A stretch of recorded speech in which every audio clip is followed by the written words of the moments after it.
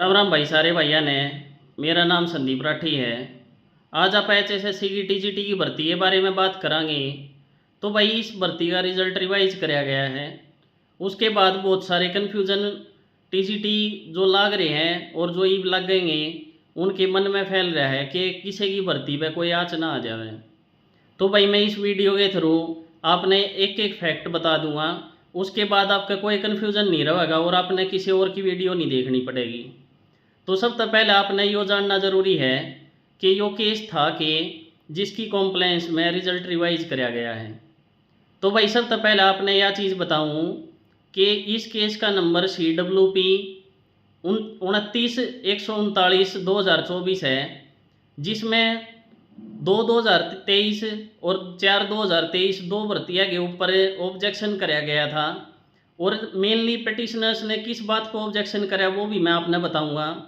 तो सबसे पहला तो आपने यो जानना चाहिए कि भाई ये 44 केस थे टोटल, जिनका एक फैसला आया था।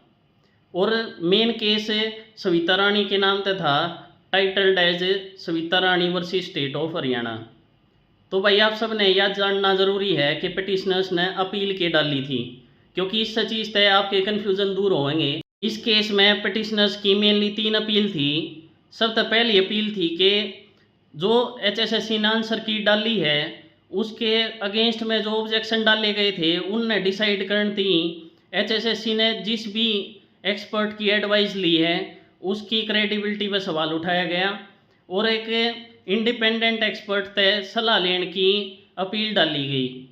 दूसरी अपील थी कि 2/2023 और 4/2023 के अंडर 5 सब्जेक्ट, वे 5 सब्जेक्ट कौन से थे वे मैं आपने बता दूं।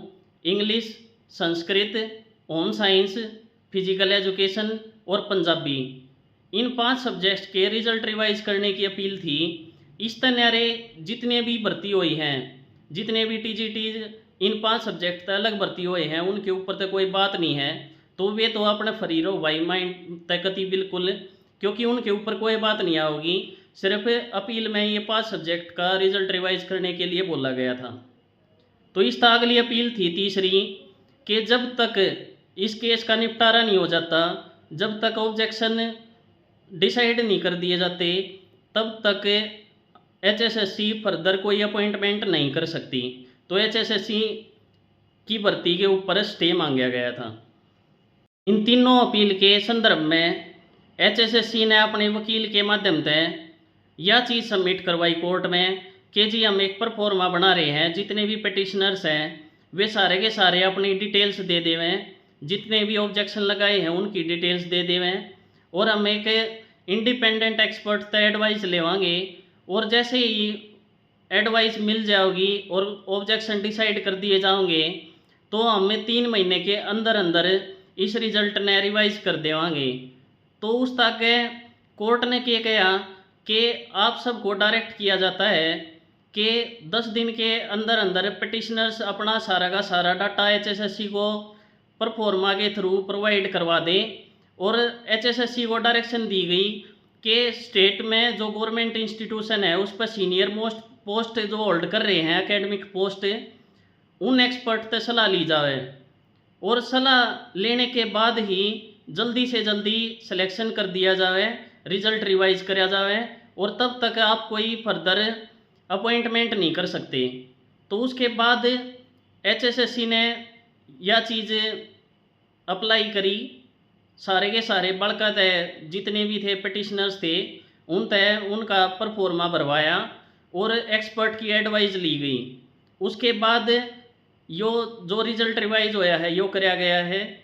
तो भाई कोर्ट की कॉम्प्लेंस हुई है, इसमें किसी बालक ने न्यू घबराने की ज़रूरत नहीं है कि जो भाई लग गया है वो बाहर कर दिया जाएगा, क्योंकि आप इसमें पार्टी नहीं बनाए गए हो, आपने कोई नोटिस नहीं कराया गया कि आपके ऊपर कोई बात आ। आई होप के भाई ये आपके सारे के सारे कन्फ्यूज़न दूर हो गए होंगे। और जहाँ तक मुझे लगता है भाई किसी भी टीजीटी पे कोई बात नहीं आओगी। और अगर 1% किसी भी टीजीटी को नोटिस आता है तो भाई वो कोर्ट में जाकर लीगल रेमेडी ले सके है, आपकी बात सुनी जाओगी।